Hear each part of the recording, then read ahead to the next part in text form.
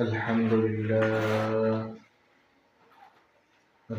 لله نحمده ونستعينه ونستغفره ونؤمن به ونتوكل عليه ونعوذ بالله من شرور أنفسنا ومن سيئات أعمالنا من يهده الله فلا مضل له ومن يضلل فلا هادي له ونشهد أن لا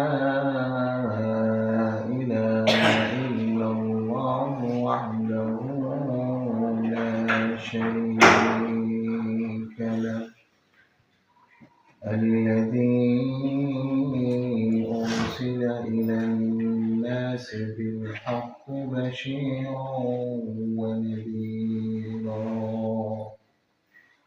وداعيا إلى الله بإذنه وسراجا منيرا أما بعد فقد قال الله تبارك وتعالى في كلام المجيد وفي فرقانه الحميد أعوذ بالله من الشيطان الرجيم بسم الله الرحمن الرحيم سبحان الذي أسرى بعبده ليلا من المسجد الحرام إلى المسجد الأقصى الذي باركنا حوله لنريه من آياتنا إنه هو السميع البصير وقال رسول الله صلى الله عليه وسلم لا يؤمن أحدكم حتى أكون أحب إليه من والده وولده والناس أجمعين قال الله تبارك وتعالى في شأن حبيبه ومحبوبه إن الله وملائكته يصلون على النبي يا أيها الذين آمنوا صلوا عليه وسلموا تسليما اللهم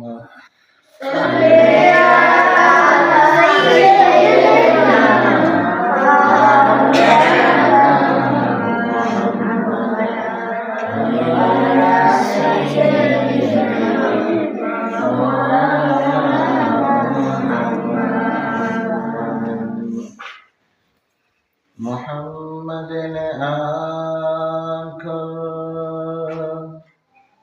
کفر کو مٹھایا کفر کو مٹھا کر صداقت کو کھلایا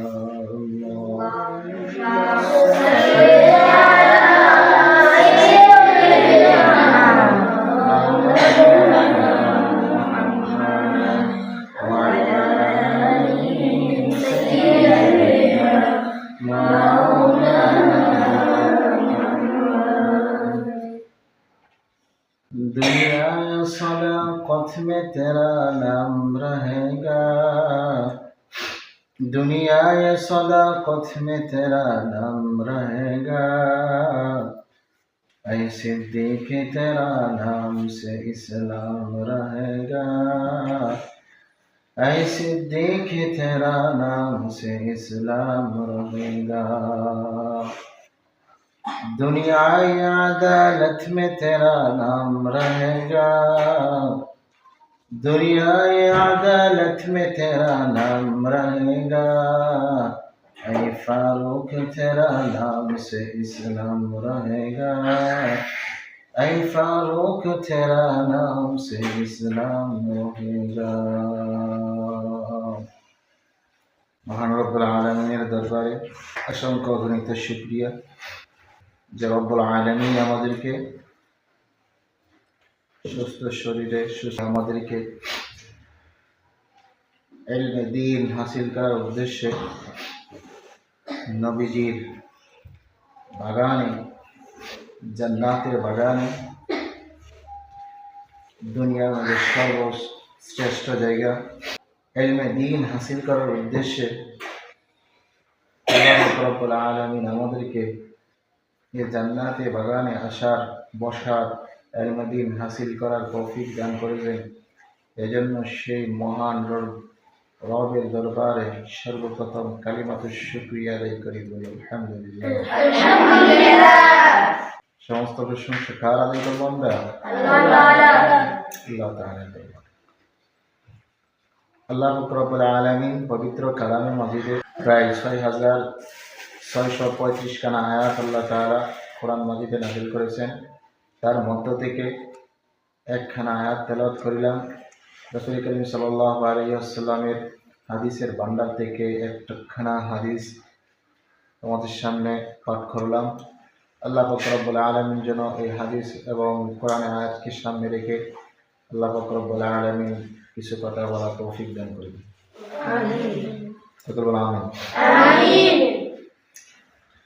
আল্লাহ তাআলা বলেন, ইনদা সিদরাতিল মুনতাহা ইনদাহা জান্নাতুল মাওয়া إذ يغشى السدرة ما يغشى ما زاغ البصر وما طغى। সেখানে হযরত জিবরাইল আলাইহিস সালাতু ওয়াস সালামকে থামিয়ে দেওয়া হলো। সিদরাতুল মুনতাহা থেকে এর চেয়ে উপরে ওঠার আর শক্তি হযরত জিবরাইল আলাইহিস সালাতু ওয়াস সালামকে আমার আল্লাহ দেয় নাই। বিশেষ বাহনে সওয়ারি হয়ে আল্লাহ পাক রব্বুল আলামিন রাসূল করিম সাল্লাল্লাহু আলাইহি ওয়াসাল্লামকে আরশে আজিম পর্যন্ত নিয়ে গেলেন। সুবহানাল্লাহ।